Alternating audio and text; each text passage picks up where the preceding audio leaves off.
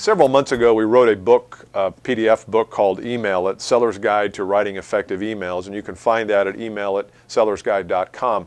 We got a lot of response from it, but we also had a lot of input to it, and that was we get questions all the time on our podcasts and on Whiteboard Wednesday, some of our other products, where we have people respond and they say, I'm struggling with a certain thing. What email do I write to my prospect when this is happening? And so we wrote down the top 20 email scenarios, and we put them into a PDF book called Email It, the Seller's Guide.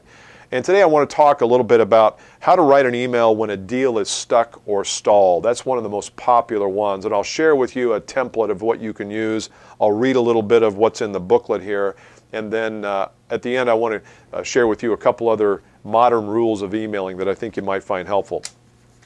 So how do I handle a deal when it's stuck or stalled? And I like to think of this as a template. You know, if you use the template, review, reveal, and recommend when you're writing an email, I think it gives you a really good platform to stand on.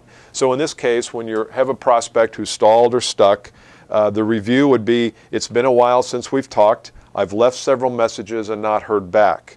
From that, I assume that either priorities have shifted with you and it's not such a big initiative anymore, or I've done something to harm the deal. So that's the review. That's kind of putting out the facts there of review. The reveal here is the last thing I want to do, Mr. Prospect, is to be a pest and continuing to call to check on you when there's really nothing here anymore. You're revealing a part of you. You're being a little bit vulnerable there.